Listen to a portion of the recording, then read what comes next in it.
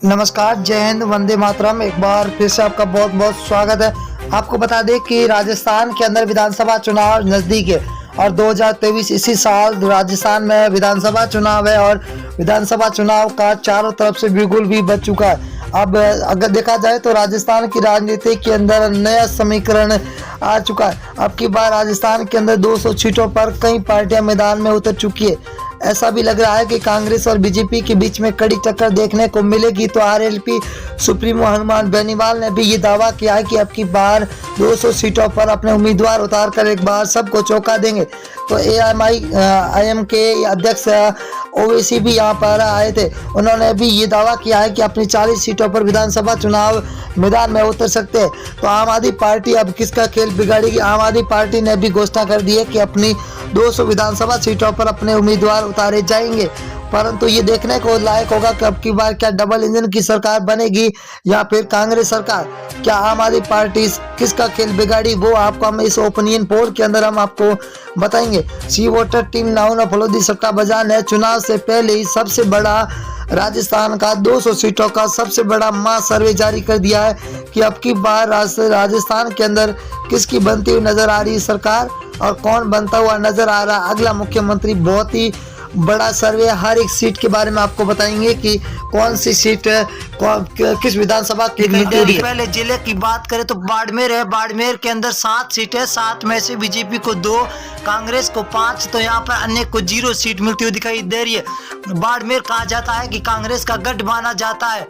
अगर हम भीलवाड़ा की बात करें तो कुल 7 सीटें, 7 में से बीजेपी को 3, कांग्रेस को 4, आम आदमी पार्टी को 0 और अन्य को भी 0। यहाँ पर भीलवाड़ा के अंदर बीजेपी और कांग्रेस दोनों बराबर की रणनीति पर चल रही है।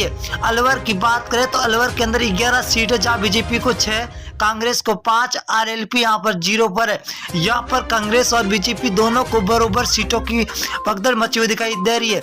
अगर हम जयपुर की बात करें तो जयपुर के अंदर 19 सीटें, 19 में से बीजेपी को 8, कांग्रेस को 11, तो आरएलपी यहाँ पर 0 पर है। यहाँ पर कांग्रेस बढ़त बनाती हुई दिखाई दे रही है। तो बांसवाड़ा जिले की बात करें तो बांसवाड़ा के अंदर कुल 5 सीटें, 5 में से बीजेपी को 2, कांग्रेस 3 सीटों पर बरकरार नजर आती हुई दिखाई दे रही है। अगले जिले की बात करें तो सिरोही जिला है। कुल 3 सीटें, 3 में से बीजेपी को 1, एनआईसी मतलब कांग्रेस को 2 और आरएलपी यहाँ पर 0 पर है। सिरोही के अंदर कांग्रेस और बीजेपी के बीच में कड़ी टक्कर है। ये है सबसे बड़ा जिला नागौर जिला। नागौर के अंदर 10 सीटें, जहाँ बीजेपी को 3 तो कांग्रेस को 3। यहाँ पर आरएलपी पार्टी हनुमान बेनीवाल 5 सीटों के साथ सबसे आगे चलते हुए दिखाई दे रहे। अगर हम डूंगरगढ़ की बात करें तो डूंगरगढ़ जिले के अंदर कुल 4 सीटें, यहाँ पर बीजेपी को 1 तो कांग्रेस को 3 सीटें मिलती हुई दिखाई दे रही है। आरएलपी यहाँ पर 0 है। यहाँ पर कांग्रेस बढ़त बना रही है। अजमेर की बात करें तो अजमेर की 8 सीटें, 8 में से बीजेपी को 3, कांग्रेस को 5, तो अन्य के खाते में 0 सीट जाती हुई दिखाई दे रही है। अगली विधानसभा क्या रुख करेंगे? बीकानेर है। बीकानेर के अंदर कुल 7 सीटें, 7 में से बीजेपी को 3, कांग्रेस को 3, तो आरएलपी को यहाँ पर 1 सीट मिलती हुई दिखाई दे रही है, जो हॉट सीट मानी जाती है बीकानेर के अंदर। अगर हम 12 जिला की बात करें तो 12 जिले के अंदर कुल 4 सीटें, 4 में से बीजेपी को 1 तो कांग्रेस को 3, आरएलपी यहाँ पर 0 पर है।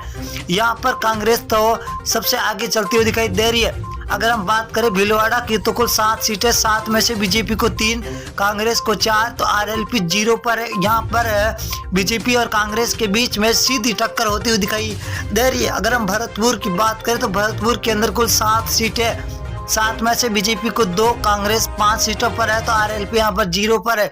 कांग्रेस और बीजेपी के बीच में हर जिले के अंदर कड़ी टक्कर देखने को मिलती हुई दिखाई दे रही है। अब की बार राजस्थान के अंदर सीकर की बात करें तो कुल 8 सीटें, जब बीजेपी और कांग्रेस दोनों को 4-4 सीटें मिलती हुई दिखाई दे रही है, तो यहाँ पर आरएलपी 0 पर है। जोधपुर जिले की बात करें तो कुल 8 सीटें, 8 में से बीजेपी को 4, कांग्रेस को 4, आरएलपी को 0। यहाँ पर बीजेपी और कांग्रेस को दोनों को बराबर सीटें मिलती हुई दिखाई दे रही है। अजमेर जिले की बात करें तो अजमेर के अंदर कुल 8 सीटें, 8 में से बीजेपी को 2, कांग्रेस को 6, आरएलपी को 0 सीट मिलती हुई दिखाई दे रही है।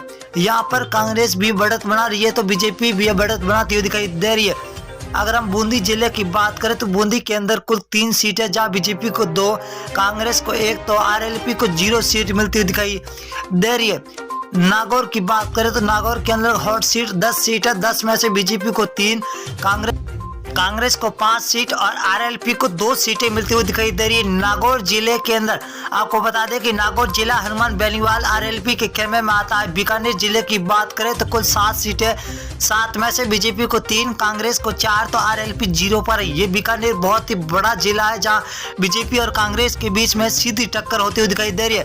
धौलपुर की बात करें, धौलपुर 4 सीटें, बीजेपी को 2, कांग्रेस को यहाँ पर 2 तो आरएलपी यहाँ पर 0 सीट मिलती हुई दिखाई दे रही है। अगली विधानसभा बात करें, उदयपुर जिला है तो कुल 8 सीटें, 8 में से बीजेपी को 3, कांग्रेस को 5, यहाँ पर आरएलपी 0 पर है। तो यहाँ पर कांग्रेस और बीजेपी के बीच में